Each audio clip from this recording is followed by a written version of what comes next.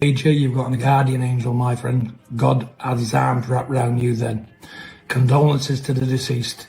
So terrible, young people.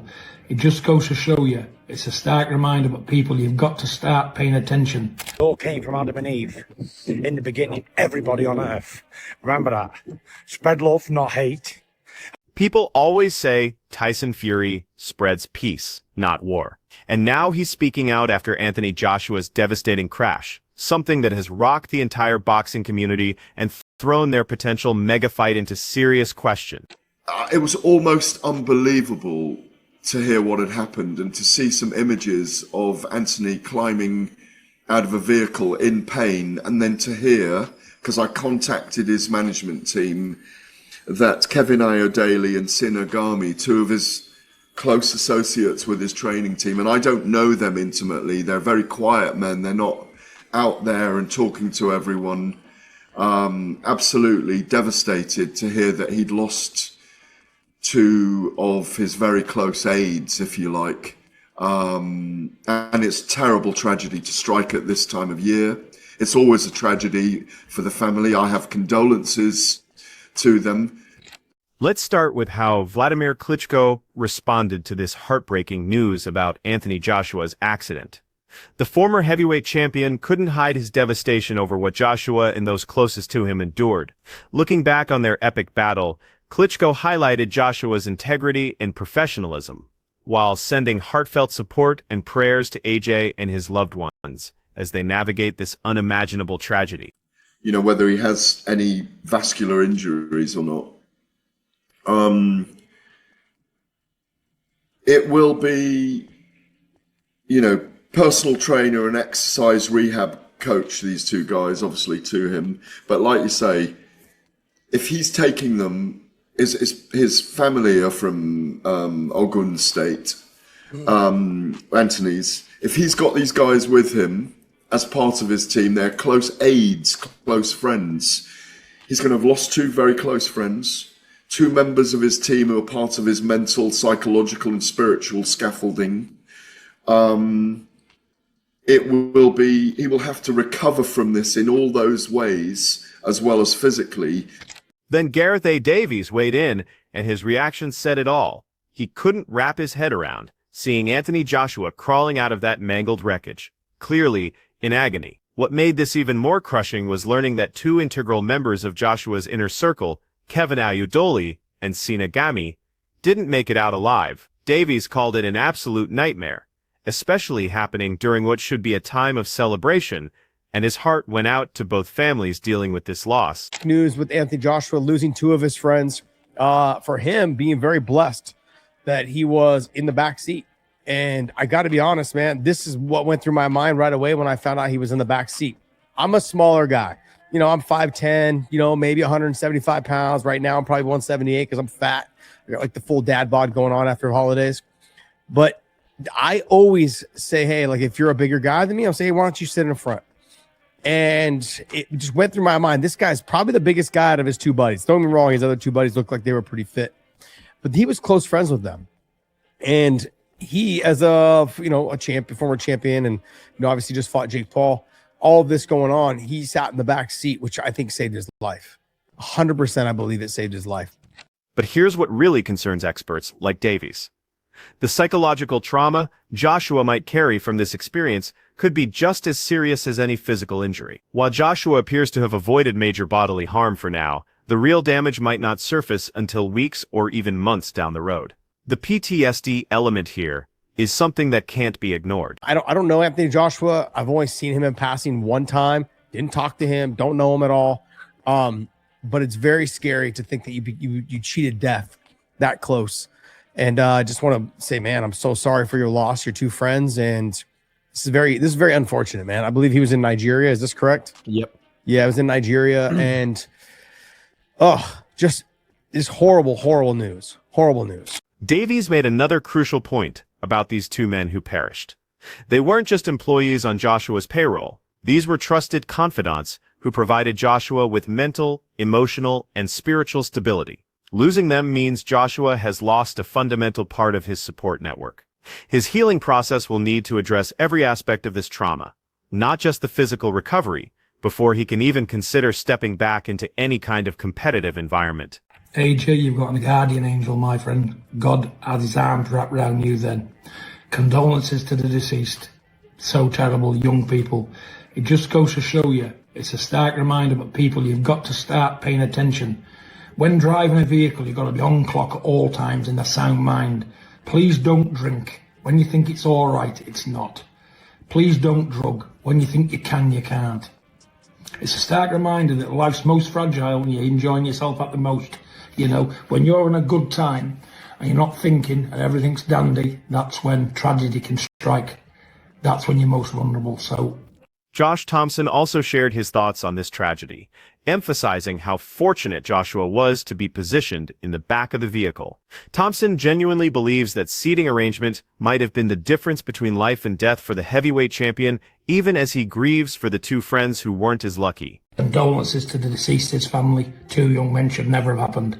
AJ, God had his arms wrapped around you tight, you know, because looking at that crash, you're one lucky guy. And I'm pleased you're alive, son. I'm pleased you're alive. God bless you. People, take care and have a happy new year if you can. Thompson went on to explain that even though he doesn't have a personal relationship with Anthony Joshua, the reality of how close AJ came to losing his life is absolutely chilling. The fact that two people so close to him didn't survive makes this whole ordeal even more devastating and horrifying to process. I'm all right. The year's ending. Unfortunately, with the devastating news that we heard happened out in Nigeria, it's just sad. It just makes you realise how valuable life is and how things can change in a heartbeat. So when we talk about fights and we talk about beefs and these things are just nothing when it comes to real life. And losing a life, so it was a sad thing to hear, a sad thing to see. John Fury decided to speak up as well, suggesting that some higher power was watching over Joshua in that critical moment. He offered his deepest sympathies to the families who lost everything. John used this moment to remind everyone just how fast everything can change in an instant, urging people to stay completely focused when they're behind the wheel and to never get behind it after drinking or using substances, because disasters often strike when life feels most normal and secure. God knows how it'll affect those that saw it mentally, emotionally. But you've got to think about these two men who were somebody's child, someone's brother. And that's what you've got to think about, those people that have lost their lives. Now, that is the saddest thing you could ever even imagine. And you wouldn't wish it on your worst enemy. And now it's just somehow, it's a bit early to say, but it's somehow trying to recover from that and build from that. It's just, to me, it makes you just appreciate those close to you. John Fury doubled down on his message to the grieving families, calling their loss absolutely heartbreaking. He emphasized just how incredibly lucky AJ was to walk away from such a violent collision, expressing genuine gratitude that Joshua survived, while acknowledging how precious and unpredictable life really is, and encouraging everyone to prioritize safety and look out for each other. This goes out to Christians, Muslims, Jews, Hindus, blacks, whites, Chineses, everybody on earth. This goes out to you. We are not divided. We are one peoples under God, united. That's what we are. Let no government, let no spokesperson, let no politician drive a wedge between humanity. Welcome your brothers and sisters as one. They are not your enemies. They are your brothers and sisters under God. We all came from Adam and Eve. In the beginning, everybody on earth. Remember that. Spread love, not hate. And spread peace, not war. Johnny Nelson took time to reflect on this tragedy, pointing out how the devastating news coming out of Nigeria serves as a stark reminder that life can shift in a heartbeat. And suddenly all the talk about upcoming fights and competitive rivalries seems completely insignificant when measured against genuine loss and the value of human existence.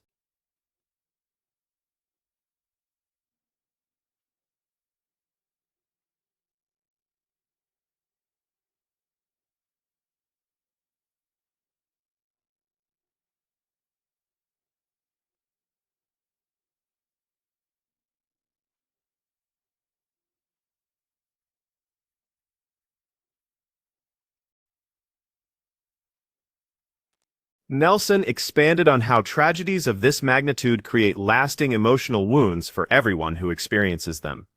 However, the most profound suffering belongs to the families who have permanently lost their loved ones. He described it as the type of anguish no one should ever have to endure, and these kinds of moments make you hold your closest relationships even tighter. When I first heard about the age situation, it didn't really affect me too much. I was hoping he was all right, and of course more information started coming out, and it started really tinkering back in my head like, yo, what if that was my cousins or my homeboys, my road dogs, and yo, that really started to really feel for the brother. Now here's where Tyson Fury enters the picture. He delivered a profound message focused on bringing people together, emphasizing that our shared humanity transcends racial or religious boundaries and calling on everyone to embrace love, compassion, and peace instead of hatred during a time when it matters most. We're not on the best terms, man. I feel for this brother, man. Because it could have been my family, could have been my friends.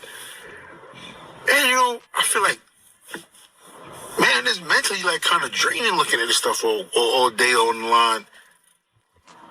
And like I said, I didn't really see nothing too graphic until this morning was like, now I've seen a lot of crazy stuff in my life, man. I've seen dead bodies before and all that.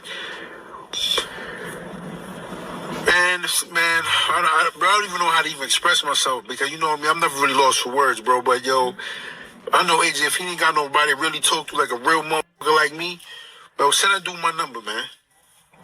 Send that dude my number, bro. If you want somebody to talk to, man, like I said, listen, man, we don't even gotta talk boxing, bro. We even gotta talk boxing. Tyson Fury's response to Anthony Joshua's tragic accident was deeply personal. He posted an emotional message on his Instagram story, sharing images of AJ alongside his deceased friends while expressing profound grief and offering spiritual prayers for those who passed away. His message was simple but powerful. This breaks my heart. May they find peace in the afterlife. Tomorrow isn't guaranteed. Show love while you can. Honestly, this is one of the craziest, toughest days of my life because, Latif is somebody that I've been extremely close to for nearly a decade. He's one of my best friends. He's one of my inner circle, Yeah, Latif was my friend. I knew Sinner through him. So the small interactions that I've had with Sinner, he seems like an amazing person. But as far as Latif is concerned, he was one of the most pure-hearted, clean-hearted people ever. Gerald Miller had his own reaction to process. He admitted the news didn't fully register at first, but as more information became available, the reality started setting in. When he put himself in Joshua's position and imagined losing his own close friends this way, that's when the emotional weight really hit him and his compassion for Anthony Joshua became genuine. Boxer Anthony Joshua has been released from hospital according to Nigerian authorities. The two-time former heavyweight champion was involved in a road crash that killed two of his close associates near Lagos on Monday. Joshua had since been under observation at a hospital in Lagos while recovering from minor injuries. Miller continued by acknowledging that, regardless of any previous disagreements or tensions, his sympathy for AJ is completely authentic. He said following this entire situation has been emotionally draining, particularly when he considers how easily this could have involved his own family members or closest friends. He even extended an offer to be someone Joshua could talk to if needed, making it clear this wouldn't involve boxing discussions, just human connection during an incredibly difficult period. The emotional impact spread even further when Mustafa Briggs, who was close to Latif, opened up about how this day shattered him completely. He explained that Latif wasn't simply a friend in his life, but truly family, someone who had been woven into his world for many years. His description of Latif as compassionate, authentic, and good-hearted showed exactly how profound this loss has been for everyone in their circle. There's been an update on Anthony Joshua's condition. Medical professionals have cleared him to leave the hospital after determining he was stable enough to complete his recovery process at home following Monday's crash. Reports also indicate that both he and his mother made the journey to a funeral home in Lagos to say their final goodbyes to his two beloved friends. Bashir Ahad shared some meaningful news about how Latif Ayodele's international friends decided to commemorate his life. He revealed through social media that these friends living overseas came together to fund a mosque construction project in Latif's memory. Ahab pointed out that this entire initiative was planned and financed from abroad, even though criticism was emerging from Nigeria. He concluded by calling it a beautiful way to honor someone and praying for Latif's spiritual reward. His post read, Latif Ayodele's friends in the UAE and UK collected over $180,000 to construct a mosque as his memorial. This has absolutely nothing to do with Nigeria, beyond the fact that the terrible accident that took his precious life occurred here.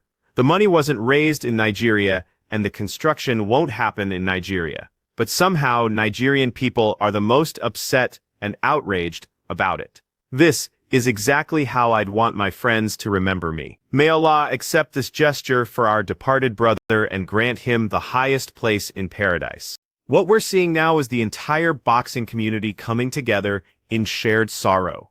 Everyone is feeling the same pain for Anthony Joshua and the people he's lost. Competition and rivalries have completely taken a backseat as messages filled with love, prayers, and genuine support keep flowing in from everywhere. This is one of those sobering reality checks that reminds both fans and fighters what really has meaning when you strip away everything else.